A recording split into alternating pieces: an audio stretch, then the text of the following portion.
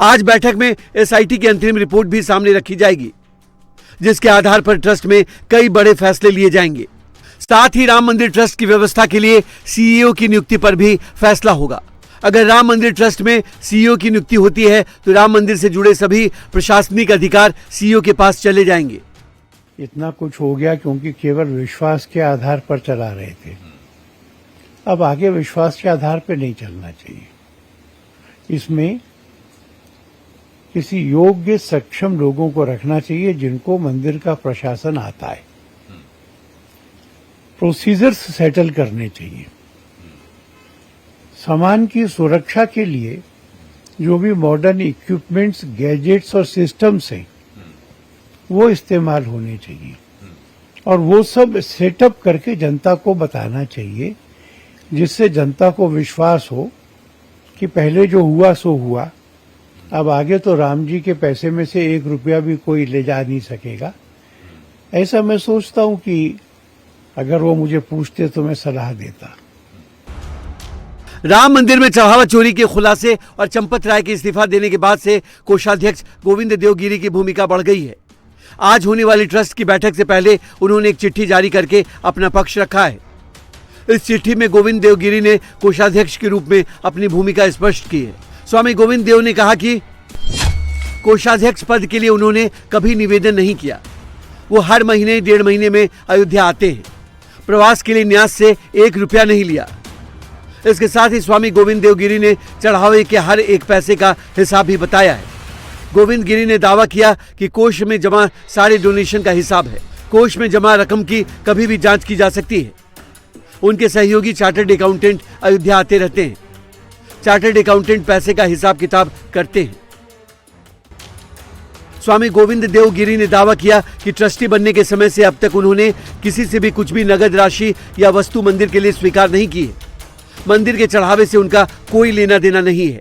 साथ ही गोविंद गिरी ने साफ कर दिया कि राम मंदिर में होने वाला खर्च सीधे बैंक से होता है। वो अधिकृत हस्ताक्षरकर्ता नहीं है। स्वामी गोविंद गिरी ने कहा कि उनके पास कोई चेकबुक नहीं होते। पेमेंट कैश से नहीं, सीधे बैंक से होते हैं। हुंडी में चढ़ावा की गिनती में उनका रोल नहीं। चढ़ावा गिनने का काम न्यास के लोग देखते हैं। इसके साथ ही स्वामी गोविंद देवगिरी ने ट्रस्ट की बैठक का एजेंडा बता दिया। उन्होंने दावा किया कि कोई भी कितना भी बड़ा हो बचेगा नहीं। अब सबकी नजर ट्रस्ट की बैठक पर है, जिसमें आज राम मंदिर ट्रस्ट के भविष्य पर फैसला होगा। और इस वक्त सीधे चलते हैं अयोध्या, जहां पर हमारी सहयोगी रुचि कुमार हमारे साथ जुड़ गई हैं। रुचि, जरा हमें बताइएगा कि आज जो बैठक होने जा रही है, इस बैठक में कौन कौन से सदस्य हैं जो फिजिकली प्रेजेंट रहेंगे और कुछ ऐसे भी हैं जो शायद वाया वीडियो कॉन्फ्रेंसिंग के जरिए जुड़ेंगे। लेकिन साथ ही बैठक का एजेंडा लेकर क्या पूरी तरह से साफ कर दिया गया है कि किस वजह से आज की बैठक हो रही है?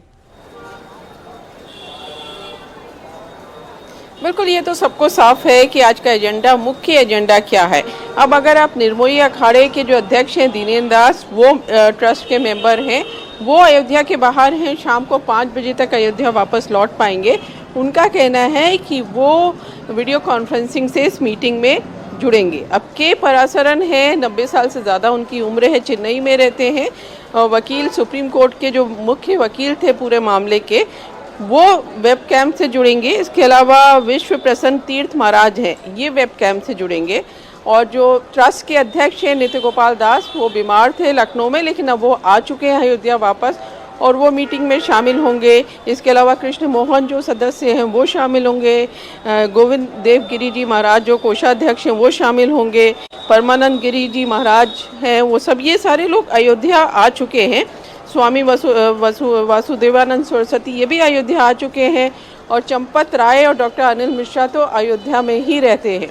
आज की ट्रस्ट की मीटिंग कुछ अलग होगी। हर 3 महीने में ये मीटिंग अमित होती है और जो भी पूरा काम होता है मंदिर का या जो कुछ भी होता है उस मीटिंग में डिस्कस होता आया है जब से 2020 से ये ट्रस्ट बना है। लेकिन वो जो मीटिंग होती थी वो चंपत राय ही एक तरह से पूरी मीटिंग प्रिसाइड करते थे। नित्य गोपाल दास क्योंकि बीमार रहते हैं तो उनका ज़्यादा रोल नहीं रहता था। तो आज चंपत राय उस रोल में नहीं दिखाई देंगे जी। तो उम्मीद सबको मालूम है एजेंडा क्या है। मुख्य एजेंडा तो यही है कि चंपत राय और डॉक्टर अनिल मिश्रा का जो इस्तीफा है वो स्वीकार किया जाए या नहीं किया जाए। तो इसके अलावा इस पूरे मामले में रुचि जो एसआईटी जांच कर रही है उसकी तरफ से जो एक पूरी जानकारी दी गई है उसको लेकर भी चर्चा संभव है। और सबसे महत्वपूर्ण बात, क्या सीईओ की नियुक्ति को लेकर भी आज इस मीटिंग में चर्चा होगी?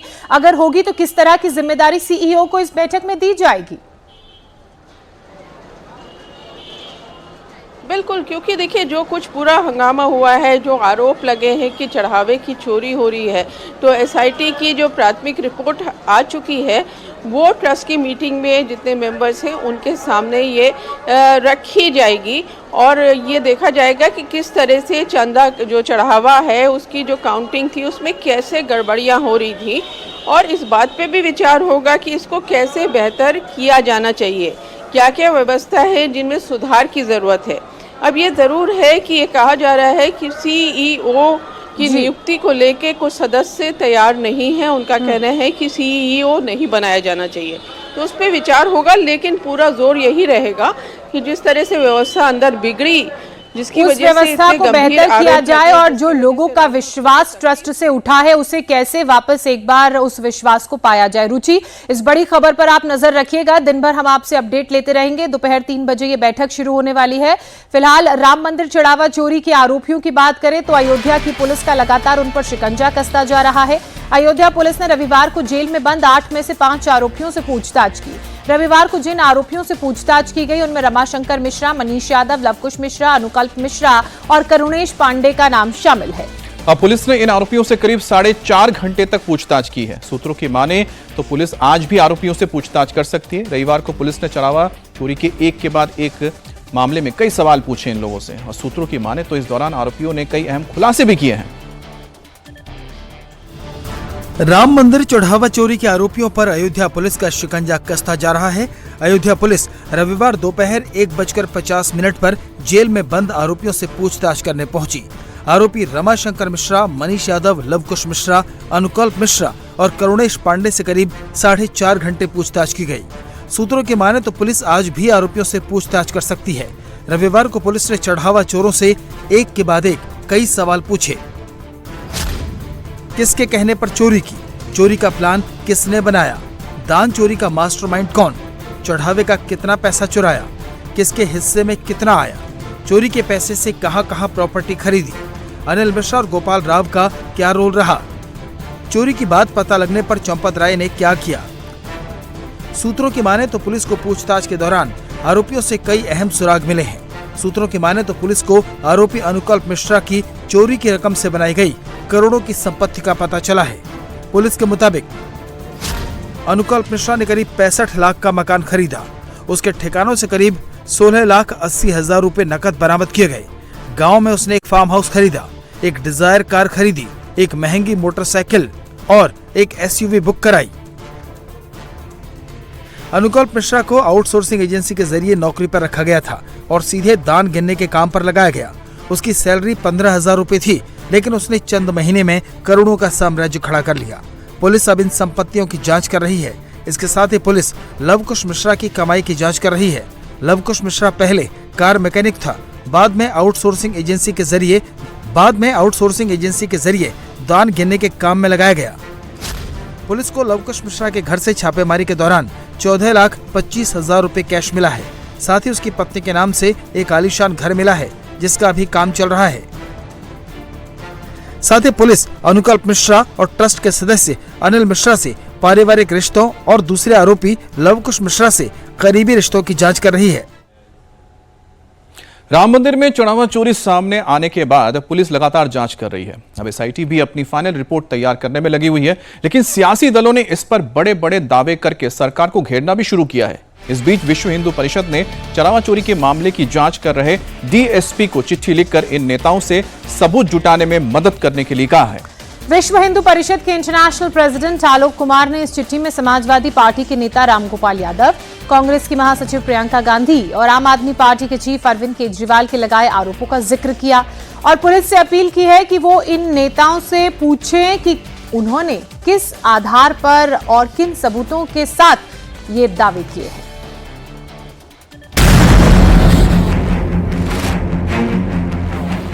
प्रियंका जी ने कहा है हजारों करोड़ का चढ़ावा आता है, हमारी जानकारी में नहीं है। प्रोफेसर रामगोपाल यादव जी ने कहा कि 20,000 करोड़ से ज्यादा का घपला है।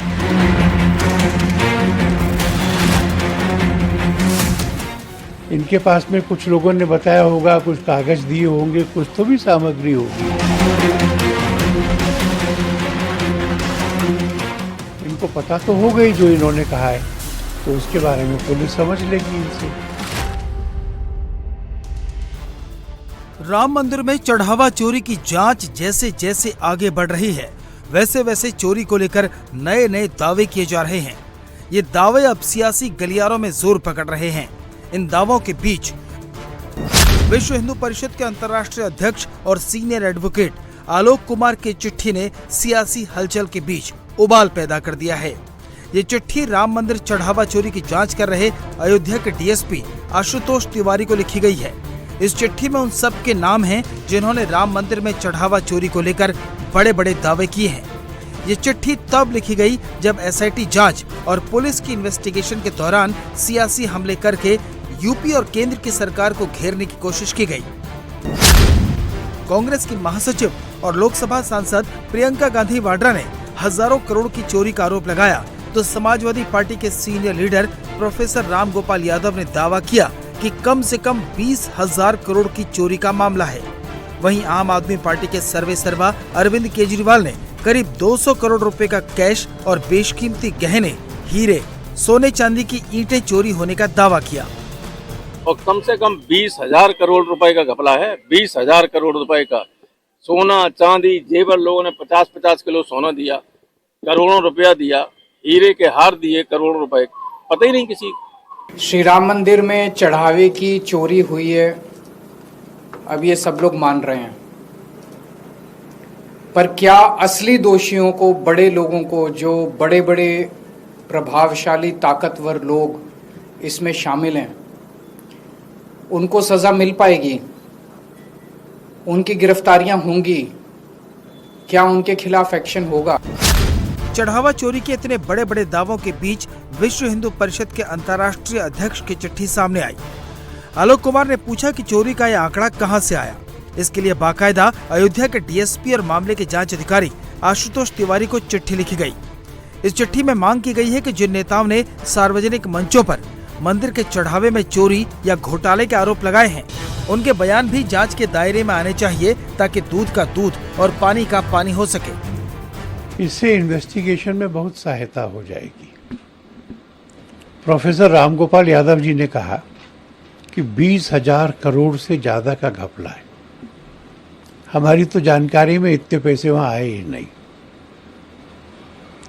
प्रियंका जी ने कहा है हजारों करोड़ का चढ़ावा आता है, हमारी जानकारी में नहीं है।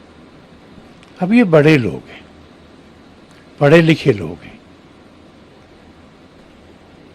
पब्लिक डोमेन में बड़े पदों पे लंबे समय से हैं, तो ये जिम्मेवारी से बोलते होंगे, किसी आधार पर बोलते होंगे।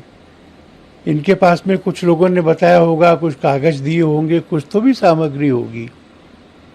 तो मैंने सोचा कि अगर पुलिस इनसे प्रार्थना करे कि आपने ये बयान दिया है, आपके पास जो कागज है, जो जानकारी है, डॉक्यूमेंट है, गवाह पता है, हमको बताइए, हम सारा उपयोग करके जांच पूरी करेंगे। इसलिए मैंने कहा है, कोई आरोप उसमें नहीं है। इनको पता तो हो गई जो इन्होंने कहा है, तो उसके बारे में पुलिस समझ लेगी इनसे। हमने तो कहा है कि पूरी जांच करो, जितने आरोप हैं उतनी जांच करो। अब कोई उसको चोरी कहे, कोई उसको लूट कहे, कोई उसको डकैती कहे, जांच से ही मालूम पड़ेगा कि क्या हुआ है। बीएचपी की चिट्ठी बता रही है कि संगठन ने बयानबाजी के खिलाफ पूरी तरह से मोर्चा खोल दिया है। संगठन इसे कानूनी तरीके से भी आगे बढ़ा सकता है। इसलिए हमने एसआईटी से मांग की है, इन्वेस्टिगेटिंग ऑफिसर से मांग की है, इन सबको भी बुलाइए। आपने संजय सिंह को भी बुलाया, सफाई नहीं दे सके वो, इनको भी बुलाइए। और यदि इनके पास तथ्य नहीं है तो इनके विरोध में कानूनी कार्यवाही होनी चाहिए। अब नहीं हो सकता कोई भी आरोप लगाए और झूठे आरोप लगाकर सनसनी फैलाकर भाग जाए। हम भागने नहीं देंगे। हमारी लीगल टीम इस विषय पर सजग निगाहें रखे हुए है। आपके पास तथ्य हैं, आइए, हम आपका स्वागत करते हैं।